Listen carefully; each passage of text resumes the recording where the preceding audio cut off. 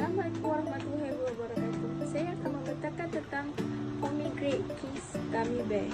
Ahli kumpulan yang terlibat dalam projek ini adalah Nur Aini Afiqah binti Muhammad Syaridan, Nurul Insyirah dan Lily binti Abdul. Buah delima yang dikenali sebagai pomegranate dengan nama sertifikasinya ialah Ponychia granatum, merupakan buah yang mengandungi nilai nutrisi yang tinggi. Buah ini mempunyai bahagian biji yang disalupi isi berbentuk prisma atau dikenali sebagai membran pulpy. Tekstur buah ini ialah tekstur yang lembut dan berair yang dilindungi oleh membran pulpy. Ia kaya dengan antioksida, mineral dan vitamin yang berperanan dalam meningkatkan status kesihatan seseorang individu. Pokok buah delima dikategorikan dalam tumbuhan renek yang berasal daripada Asia Darat Daya. Ia adalah tumbuhan secara semula jadi dan ditanam secara komersial di beberapa negara. Delima lebih dikenali dengan kandungan antioksida di dalam. Tak masalah bagi produk ini adalah harga bagi penggunaan. Buah delima ini adalah harga buah delima agak tinggi di pasaran kerana ia jarang didapati. Proses pembuatan yang agak sukar dan mudah gagal dari segi kekenyalan dan juga bentuknya. Yang ketiga adalah penggunaan bahan yang berkualiti dari segi aspek seperti pemilihan gelatin yang halal untuk diamalkan oleh umat Islam. Yang keempat adalah pengujian tahap warna agar kekal menarik tanpa sebarang penggunaan tambahan warna. Untuk produk ini adalah membantu menyelesaikan masalah ibu bapa yang mempunyai anak kurang selera makan, tidak makan buah-buahan. Yang kedua adalah memperkenalkan kebaikan serta pelbagai khasiat yang boleh didapati daripada buah delima kepada masyarakat kini. Yang ketiga adalah mencegah penggunaan bahan pengawet, bahan pewarna dan bahan yang tidak baik untuk kesihatan.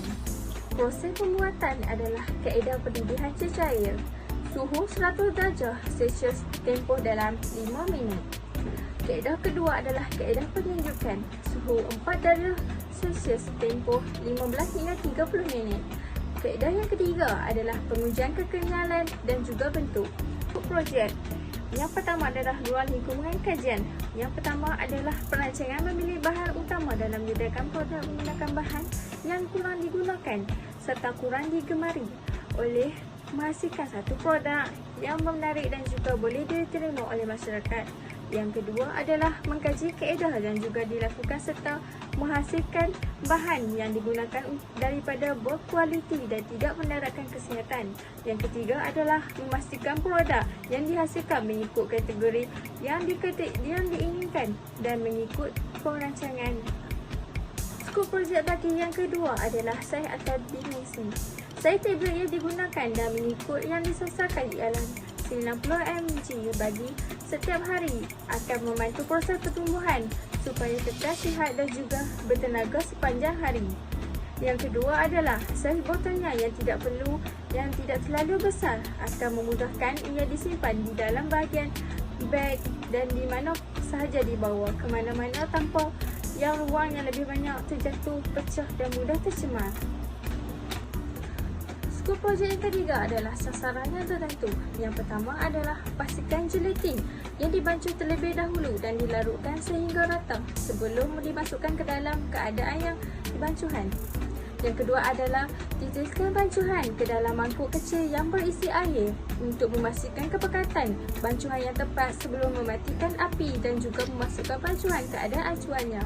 Yang ketiga adalah pastikan vitamin disetkan dalam jangka masa yang betul supaya dihasilkan dengan sempurna serta menghasilkan kategori kekenyalan yang diingini.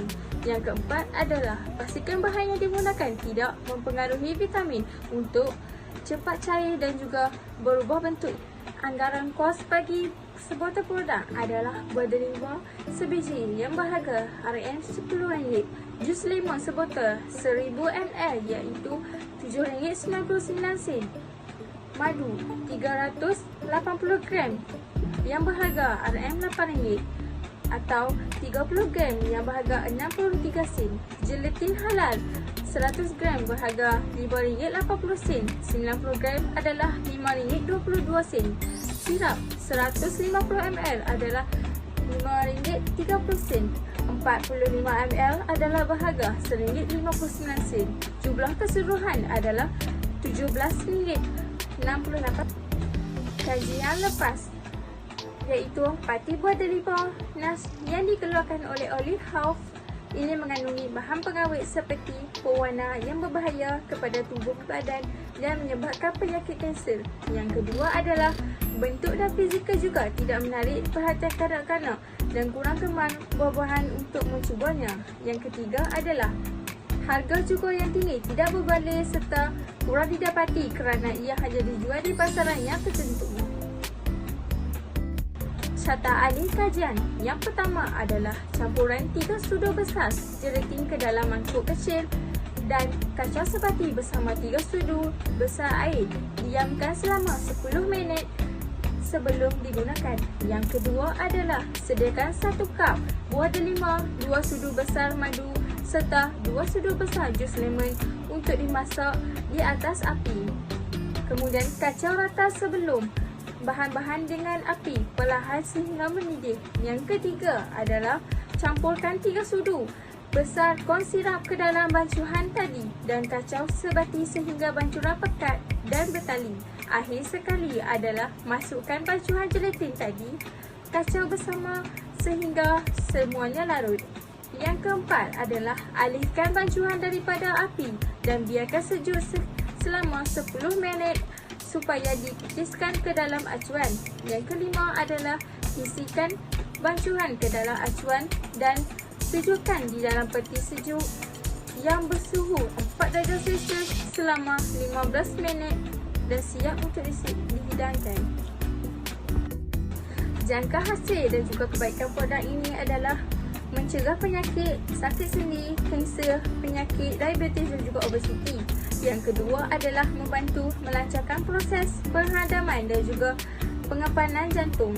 Yang ketiga adalah menyihatkan tubuh badan dan menjalankan hari-hari dengan baik. Yang keempat adalah memberikan tenaga kepada kanak-kanak dengan khasiat vitamin dan juga buah delima. Yang kelima adalah mempenguatkan gigi. Strategi pemasaran untuk memperiklankan produk ini adalah yang pertama, memperiklankan ke laman sosial. Yang kedua, mengedarkan ke klinik dan farmasi kedai perubatan. Yang ketiga adalah mengedarkan poster promosi produk. Yang keempat adalah mengiklankannya ke televisyen dan juga radio.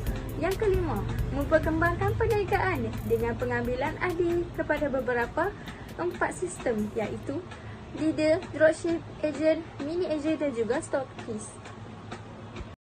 Berikut adalah charter grant bagi pelaksanaan projek PTA. Berikut adalah rujukan untuk penghasilan produk Gummy Bear Delima. Sekian, terima kasih.